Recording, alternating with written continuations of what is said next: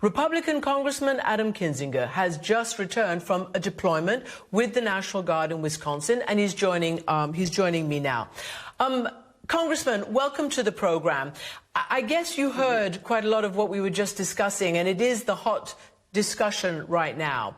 And it has been tried in other places, and it seems with some success. Who knew until we looked into it?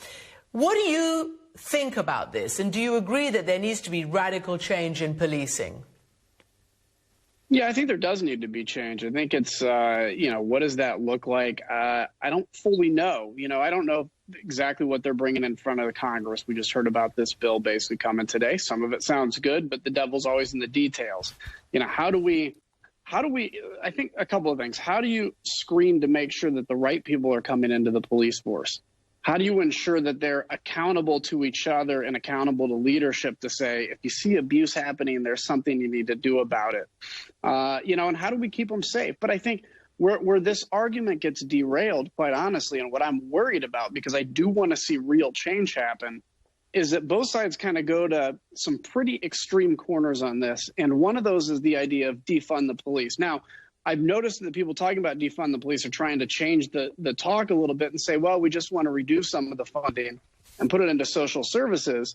But this started as defund and abolish the police. And that is where you're going to lose all Republicans. You'll lose a lot of Democrats, frankly, on that, as we saw with the mayor in Minneapolis. But I do think there is an opportunity to say what's going wrong. How do we fix it? Because I always think back to that shooting in Houston where there were people protesting police abuse, and then you had that shooter that came out, and actually police and the protesters worked together to save each other. And so I think we all have to try to work together on this if we want to see real change. So I guess obvious question, I assume you believe this given what you've just said. I mean, most people, many, particularly around the world as well, are saying that America has failed its black people. It's just failed. And there needs to be so much fundamental change. And there are members of your own party who don't even admit that there is systemic racism anywhere, much less just in the police. Do you believe there's systemic racism? And do you admit that America has failed the black community? Well, look, those are both kind of loaded questions, and I think we have to take them apart a little bit. Systemic racism implies, in the definition, that there are laws that favor a certain race. I think we have made some massive progress, and anybody that doubts that, all you have to do is look back to the 60s and see where we're at today. But there's a lot more process to go. I think it's very inflammatory to call it systemic, but instead to say there's still examples of failure. So if you have a police officer with his knee on a guy's neck for 9 minutes, suffocating him to death, that is a huge problem. And there is systemic issues within that police department. Is that always the case within the country? I don't know. And I think that's a big leap to jump to. And I think, again, it puts us in our corners because some people say, well, we've made a huge progress. It's not systemic. Others say, no, it is systemic. We have to learn to see this through each other's eyes. But I think there certainly is progress that needs to be made. Okay. Would institutional suit you better than systemic? Institutional racism? I think to an extent, it depends, again, where you look. When you paint the country with a broad brush, this is what our enemies overseas love seeing. By the way, China, who does far worse in this and oppressing, Muslim minorities and everything that they do. But if you look at the reality, yes, we have a lot of way to go. I think, though, when you paint everything with a broad brush, you put people in their corners. So to go to the thing of saying we still have laws and everything, no. But do we have attitudes? Yes, we have racist attitudes in this country that we have to get rid of. And we've got to set up systems, however we do that, in place so that, for instance, racist behavior of a police officer is turned in by his fellow officers, and we get rid of that in that process. Well, as you know, on the other side of this debate, and it's a very gathering debate, there is call for much more than just getting rid of a few so-called bad apples. Obviously, you know that, and clearly that's necessary. We'll talk about China in just a second.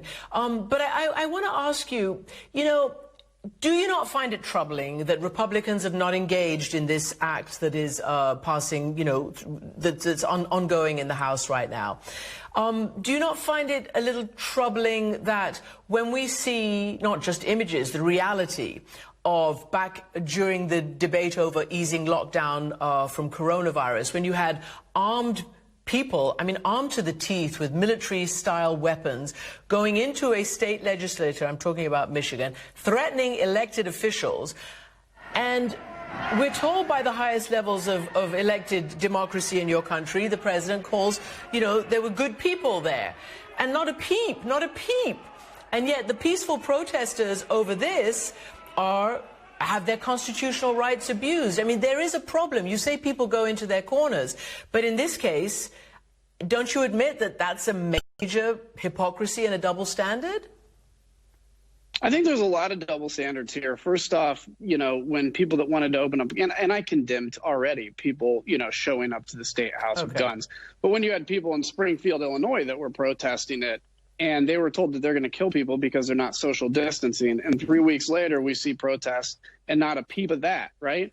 That can be a problem as well. But look, I've supported everybody's right to protest. Where I have had an issue with what's going on in the last week is the violence and destruction, which nobody has a right to do. And even the president, and I condemn the president's words a lot, as you well know, but even the president never came out, at least that I know of, and said people don't have a right to protest. He may have not spoken about that as genteelly as I certainly would have. But he did say, and I agree, people don't have a right to burn things down and loot. And that's where the issue comes down to. Peaceful protest is absolutely fine. If people want to, I said they shouldn't have at the time, protest the lockdowns. They have a right to do that now. But we have got to get to where it's not just, isn't your side terrible or isn't that side terrible? Because we're never going to solve anything. That's my frustration, I think, with the debates that are occurring nowadays. Look, I'm not going to speak for everybody. I'm a journalist, but I think you well know that the majority of the protest leaders, the peaceful protest leaders, they also don't believe in burning things down. This is, as you know, groups of agitators who've been named and listed and arrested and documented by police departments, from coast to coast. So these aren't the protesters, these are agitators. So I want to ask you then, because you say the president agreed that peaceful protests, and yes, he did, he's given lip service to peaceful protests, but then he gives this order to violently clear, as you know, using National Guard and the like, peaceful protesters outside the White House in order for him to walk across Lafayette Square to try to, do some kind of a photo op in front of a church. What do you think about that? I ask you because you have an active duty background. You've just been in the National Guard service for a few days. You've seen what other members of the military have said about this. Where do you come down on that? Well, I've heard two different versions of what happened, so I'll address each of them. One is that the decision was made to clear that morning because of, it being too close to the White House and a security issue. That was a legitimate decision, if that's the case, if there's a security concern. If the decision was made that we need to clear this area so that the president can go do a photo op, that would have been absolutely wrong. I've heard both versions of that. One would be a okay version, which is there's a security buffer we need, and then the president, after it was clear, made the decision, which he had a right to do. But I think if, in fact, it was cleared so that you could do a photo op, then that's wrong. I've heard all versions of that. I don't know which is correct, quite honestly, but that would be my take on whichever one it ends up being in history when we find out. But to be fair, I'm sure you've been at quite a few of these gatherings. I've certainly watched a lot of protests and a lot of clearing of buffer zones, and they really don't have to be that violent.